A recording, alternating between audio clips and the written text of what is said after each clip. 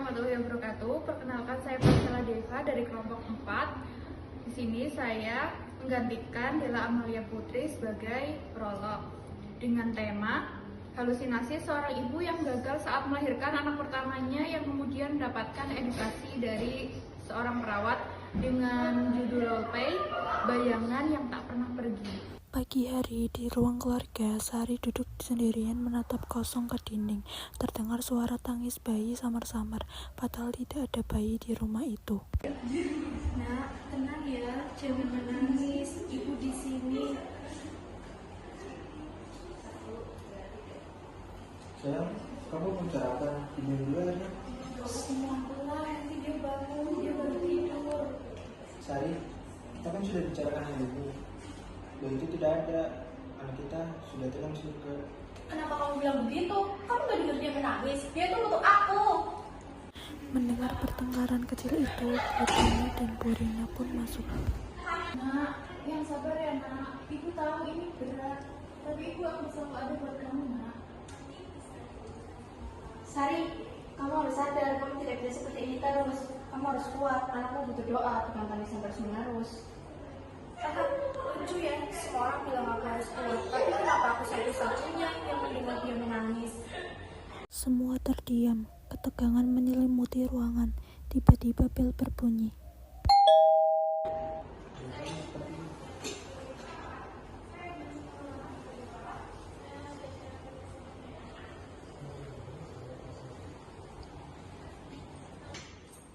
Oh, Suster Lina, selamat datang. Silahkan masuk.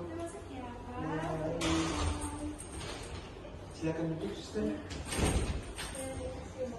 Saya panggilkan dulu ya. Oh, Suster Lina.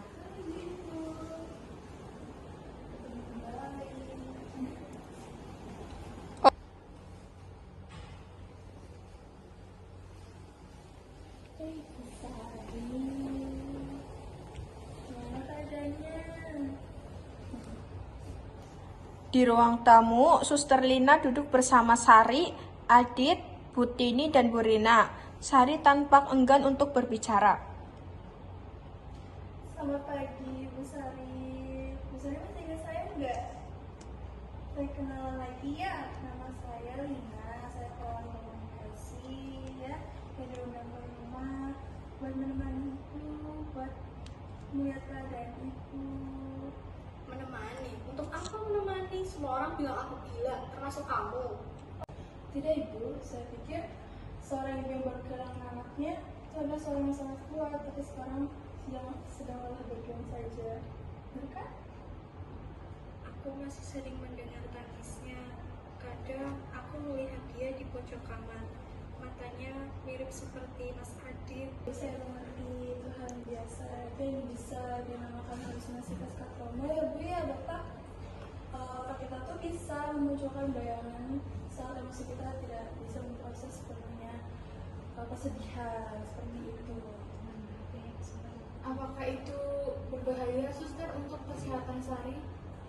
Bisa jadi berbahaya kalau tidak ditangani dengan cepat, tapi pada baiknya Bu Sari bisa sembuh dengan cepat dengan saya rapi dan dengan keluarga. Jadi ini bukan karena Sari kurang iman. Bukan Bu, ini medis. Sama seperti luka fisik, jiwa pun bisa terluka, dan itu butuh pengobatan dan waktu untuk kembali. Terus, apa peran kamu sebagai keluarga untuk membantu Sari, Sus? Yang paling penting yaitu dari keluarganya itu dukungan. Terus temani, jangan paksa Bu Sari untuk sembuh cepat ya Pak ya, Ibu. Jangan menghakiminya dan selalu temani, dengarkan apa yang dia keluhkan dan jangan sekali-sekali untuk membentaknya karena hati sedang mengalah. Bantu dia untuk melupakan masalahnya dengan pelan-pelan ya Bapak Ibu ya. Yesus. Kalau aku sembuh, berarti aku melupakannya. Bukan Bu, bukan berarti sembuh itu melupakan kan? Sembuh itu kita kembali hidup dan mengenang kenangannya tanpa menghantui ibu. Seperti itu. Baik, terima kasih ya Suster sudah melihat kondisi Sari. Ya, saya di sini untuk sedikit memberi motivasi dan semangat untuk Besari ya, semoga cepat sembuh ya Besari ya. Kalau gitu saya izin pamit ya Bapak Ibu. Baik, sus, terima kasih. Mari saya antar. Iya, kasih ya Ibu ya. Kasih ya sus. Misi ya. Terima kasih, sus. Iya, sama-sama. Malam hari, Sari berdiri di depan jendela kamar, memandang bintang, lalu ia tersenyum samar. Nak, Ibu mulai belajar lagi ya, belajar hidup lagi. Tapi kamu tetap di sini, di hati Ibu. Adit masuk dan melirik istrinya. Mereka berdiri bersama dalam diam.